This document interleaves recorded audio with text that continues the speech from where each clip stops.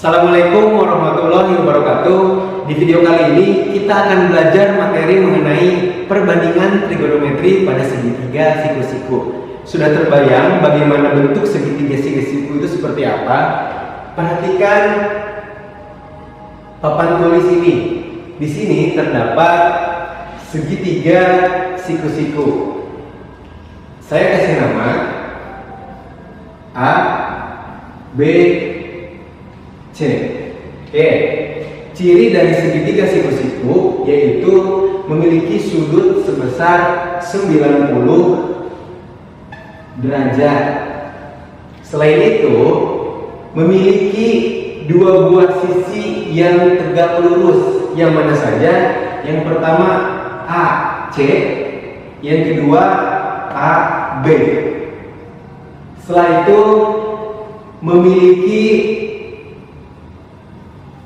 sisi atau memiliki satu sisi yang miring, yaitu BC. Sisi miring ini disebut juga dengan sisi hipotenusa.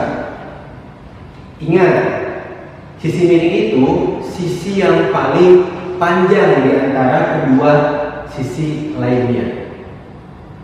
Dan yang terakhir, memiliki sudut atau memiliki dua buah sudut yang lancip, yaitu sudut C dan sudut B. Seperti itu.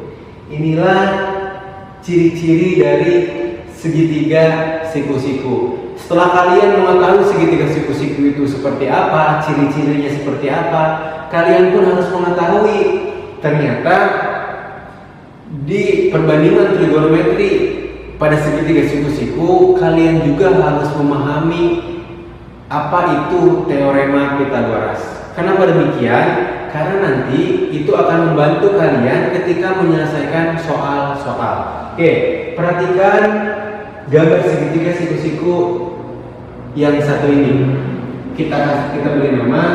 Ini adalah tentang teorema Pythagoras. Nah, di teorema Pythagoras ini akan ada, maksudnya apa?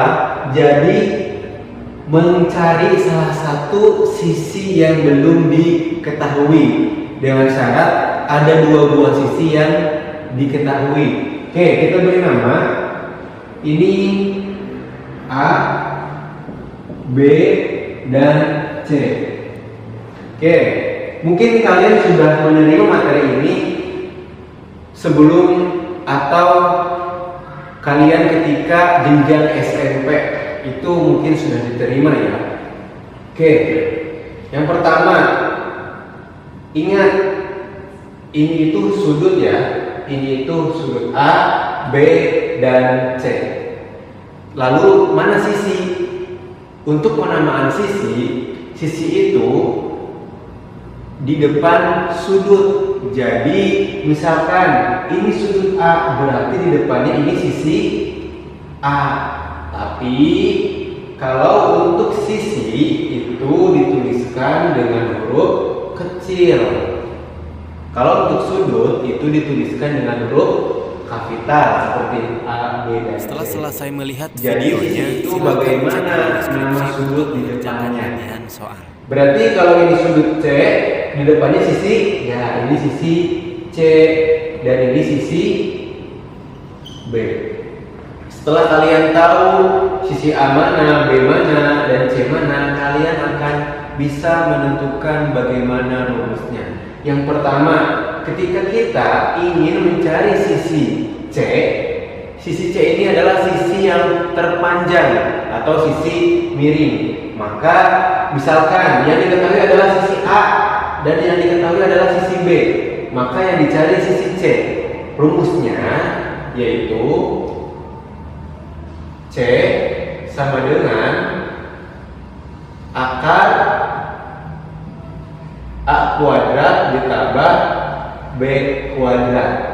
Ini untuk mencari sisi C ya. Setelah itu, ketika sisi C-nya diketahui, sisi B-nya diketahui, bagaimana cara mencari sisi A? kalau untuk mencari sisi A sama dengan akar, ingat ya, sisi yang terpanjang dulu. Sisi yang terpanjang yaitu sisi miring. Berarti C kuadrat dikurangi sisi yang lainnya. Yang diketahui apa sisinya? Sisi B. Berarti dikurangi B kuadrat. Setelah itu kita mencari sisi B, sama halnya dengan sisi A. Untuk mencari sisi B sama dengan akar C kuadrat dikurangi B kuadrat. Nah, ini rumusnya.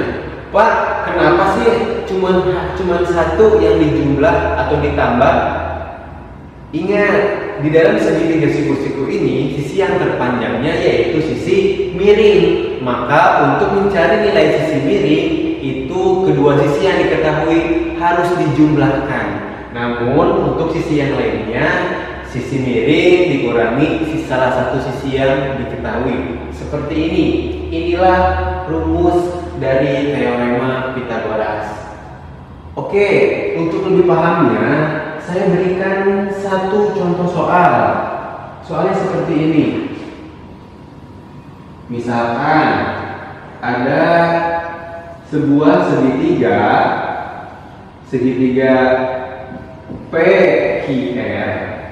Misalkan sisi R-nya yaitu 3,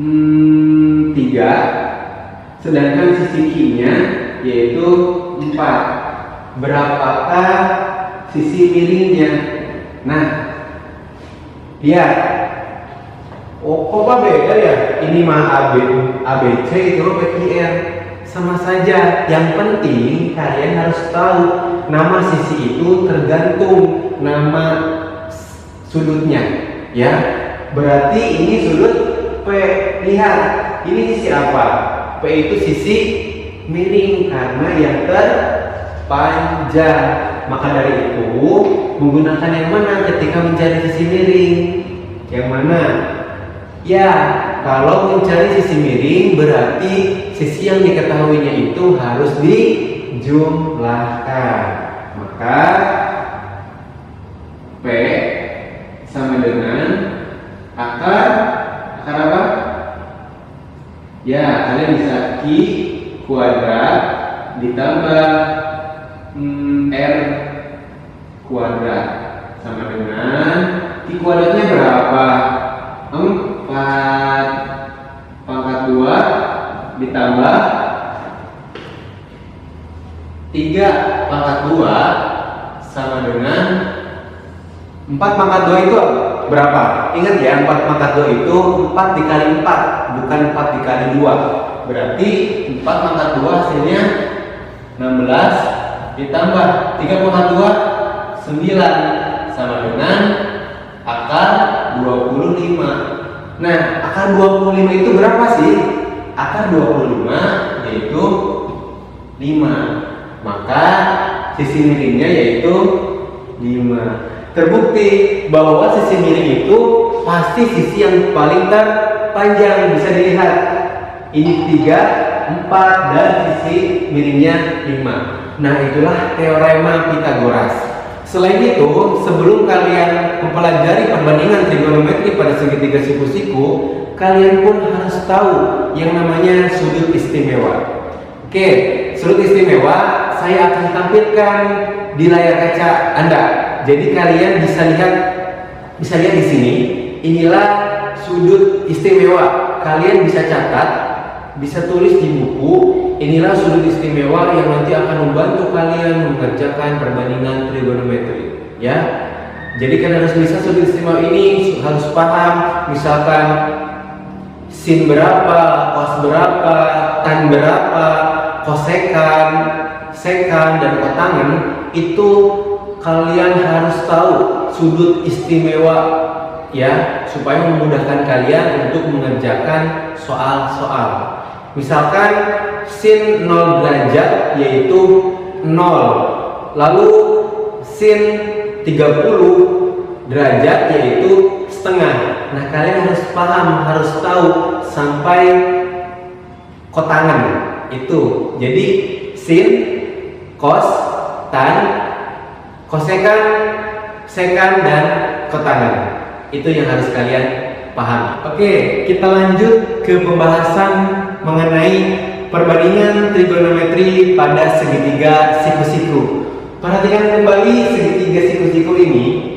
Jadi, di dalam perbandingan trigonometri pada segitiga siku-siku ada 6 perbandingan yang nanti kalian harus ketahui.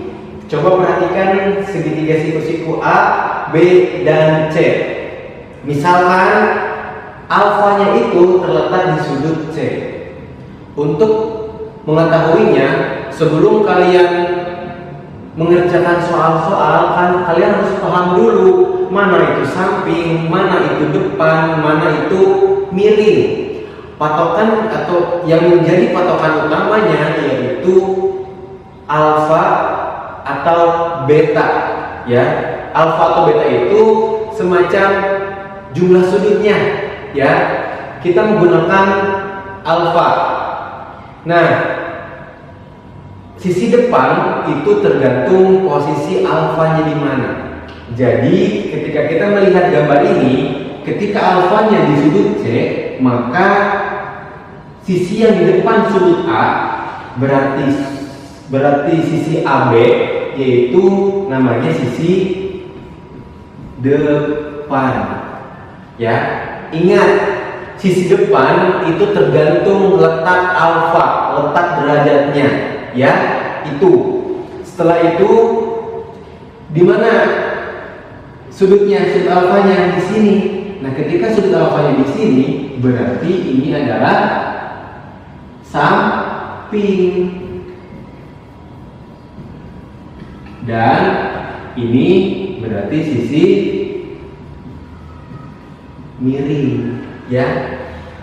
Terus Pak, kalau misalkan si alfanya di sudut B, berarti kalau alfanya di sudut B, sisi depannya bukan yang ini lagi, tapi ini menjadi sisi depan, dan yang sisi depan ini menjadi sisi samping. Intinya, yang penting kalian tahu di mana letak atau posisi si alfanya. Setelah itu kalian harus tahu, oh ini sudutnya sudut paling panjang nih, berarti ini adalah sisi miring. Kalian sudah tahu depan ini miring dan yang ini, berarti samping pun itu sisanya. Itu, ya. Jangan lupa kalian harus paham posisi atau letak alfanya di mana untuk menentukan sisi depan. Nah, setelah kalian tahu mana depan, mana samping, mana miring, baru kalian bisa mengetahui perbandingannya. Yang pertama, ingat perbandingannya itu berhubungan dengan sin, cos, tan, kosekan, sekan, dan kotangan. Makanya tadi saya tampilkan di layar bahwa kalian harus tahu, kalian harus paham sudut istimewa. Itu untuk membantu kalian nanti dalam pengerjaan soal-soal.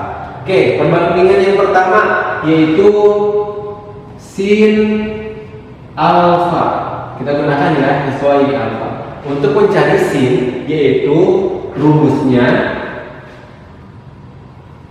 depan per miring. Berarti depannya mana? Berarti depan per miring. Maaf, depan per miring. Atau kalian bisa singkat menjadi demi. Yang kedua yaitu cos alfa. Cos A, kalau cos A itu rumusnya samping per miring. Sini samping per miring, atau bisa disingkat dengan sami. Oke, setelah itu lanjut selanjutnya itu ada tan alfa. Tan alfa itu rumusnya depan per samping. Depan per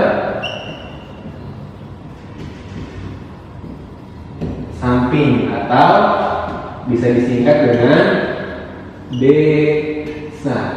Kalau kalian untuk lebih mudah menghafalnya, kalau saya seperti ini aja, sin demi kosami tan desa, atau demi sami desa, urutannya itu, depan miring, samping miring, depan samping. Itu cara menghafalnya. Ini untuk sin, kos, dan tan. Selanjutnya kosekan A, atau kalian bisa tulisnya CSC.